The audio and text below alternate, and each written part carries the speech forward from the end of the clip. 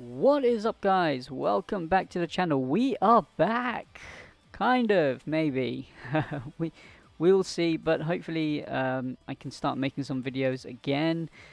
As you can see, I am on the digital client of the Dragon Ball Super card game Fusion World. If you don't know what Fusion World is, it's kind of like a reboot of the original game, which is still running, and it's called Masters, so you can still enjoy that game. It is a lot more complex, but this is a more stripped down version of it. And there is a digital client as well, which is what we're going to be looking at today. I've spent quite a bit of time on it, and it's been fun. I've really enjoyed it.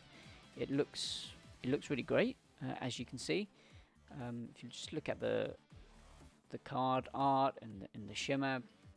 I am only on gold 1 at the moment. Haven't had enough time to grind, but we'll get into that because there are some issues with this. But in general, I'm very happy with it because of what it provides for me personally. As a parent, I have limited time to play the game, which means going to locals is not always as convenient. And being able to play this just during downtime, whenever I have a few minutes to log on, get some games in, get some practice in, it's been really great for me. And not having to play on Untap where people don't know rules, or it requires a lot of extra manual input. This looks great, and I just really want to commend Bandai on making it what it is at the moment. There are definitely improvements, which we will get onto now. Actually, so the first issue that we have with this client is the rewards. Now, if we go here and we look at the missions, you have daily missions, which, if you do all of them, you will get 20 gems. And weekly missions, which add up to 60 gems a week. So in 1 week, if you do your seven daily missions, sorry, if you do all 7 days of your daily missions, you will get 140 gems. And weekly, that's an extra 160, which means you get 300 gems. And 300 gems will get you, if you go into the store, will get you a grand total of 3 packs with the SR rarity or higher, requiring 10 packs. So the rewards for dailies and weeklies, I mean, 3 packs a week is not the most terrible. I do think it does need to be slightly more generous to make this game a bit more accessible for the masses. But I can also understand why they've gone for this number. The more pressing issue I would say is the rewards for ranked. And now if you look at the tiers here, you've got bronze, silver, gold, platinum, master, and god. And within every tier, apart from God, there are 5 sub-tiers. And in order to rank up the sub-tiers, you will need to play 5 games. And you will roughly need to win 5 games to progress. And you do get some sort of reward for going up a rank. I'm struggling to find it at the moment. But I think it's about 10 gems, which it's in line with everything, with all the other rewards, and the main issue here is that at the end of the season, I am on gold at the moment. I get 200 gems and 1 pack, so I will get 3 packs at the end of the season in my current tier, or 3 packs worth of rewards, having climbed up 10, 14 or 15 sub tiers. That's not a lot, That really is not a lot. And I do understand that it's early days at the moment, but I do think that the rewards do kind of need to be looked at, which brings us on to the economy and general game economy. As we say, the rewards cost to cost is it's very limiting, especially for if you want to be a free-to-play player. Constructed decks, you can get starter decks for 400 as well. You do get a starter deck at the beginning of the game when you sign up for it. So you do get one, but it's very difficult for you to progress. I mean, within a week, maybe you can get a second starter deck, which will give you 2 starter decks, and that gives you a sort of a functional deck. If you play the paper game, you will know that 2 starter decks is kind of the bare minimum to play a deck, and you're not going to be competitive because you simply just don't have the SRs. You don't have the power cards, which are in the packs, and when you open the packs, the pull rates aren't bad. The pull rates aren't bad. I will give them that. But what you get is random, because there's no such thing as dismantling cards. If we look at our deck and collection, let's just have a look. Let's say here, we're going to edit this U7 deck. All the cards that we have in our possession, a lot of them are grayed out. These are the ones I just don't own, whether it's because I haven't bought the starters or I haven't packed them. This bit here, this is the wild card. So once you open packs and you get 4 of the same card, then if you get the 5th, that will become a wild card, and I think you get 20 for each duplicate that the game logs, and that 5 of those duplicates means you get 1 wild card. So you can craft something, anything you want within that rarity. The issue is there's no dismantling in the game. It just doesn't exist. So you can't say, let's say I want to dismantle this Paragus to get some common wild cards to craft a common card. I can't do that. It's the same with the SRs. So the other issue we have here is that, let's say we look at this Vegeta. This is the base Vegeta SR. This is the premium version of the base Vegeta SR. This is the alt art, and this is the premium alt art. I've been adding them into the deck, right? So the problem we have here is that once you pull a Vegeta, if you pull an alt art, that counts towards an alt art and not a regular Vegeta. So you could end up with 4 of each, which means that 12 of these cards are useless to you, and you are unable to dismantle it, and you are unable to really get any use out of it unless you want to be that person and play 1 of each. But obviously you play 4 of the highest rarity, as we all know as card game players. So that is it's a big issue. It's a big issue in my book, and it's maybe something that Bandai can look at implementing at a later date. I mean, not having a dismantle itself isn't an issue, I would say, but not having the dismantle option and having each alt art count towards a different card, that means if you get lucky or unlucky, depending on how you look at it, with your pack pulls, then you can very easily just not have a playable deck. I mean, obviously, if you whale out, then you'll be fine, but not everyone, not everyone is able to do that.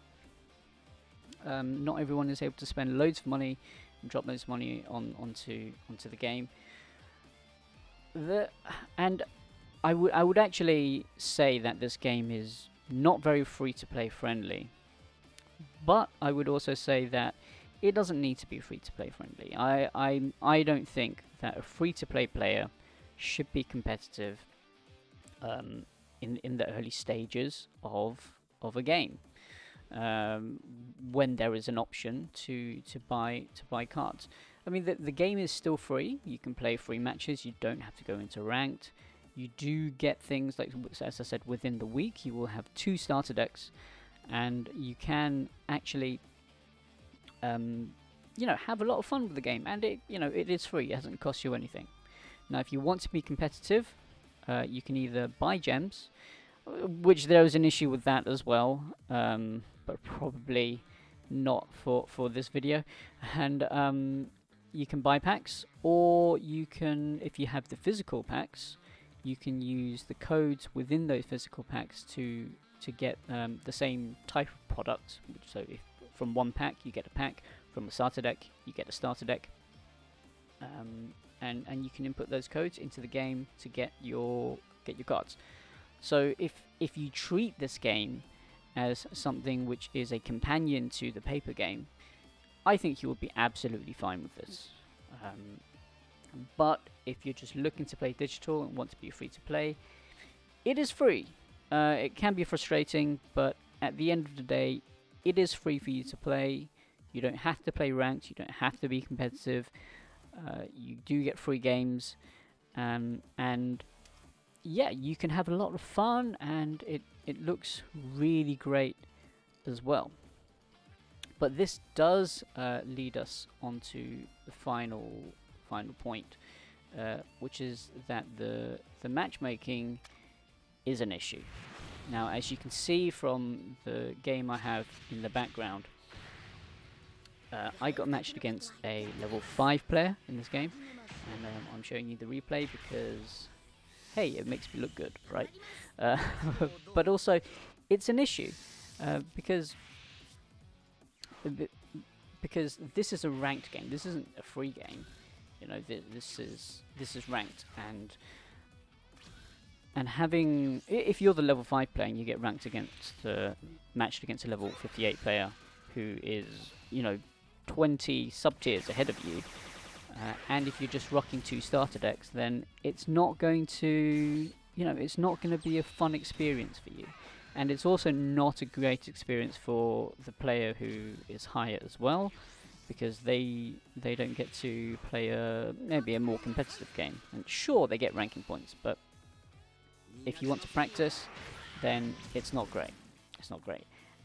And I feel like the issues that we have with these 3 points that I've made is that they all interact with each other, and they come and they form this bigger issue with the client in general.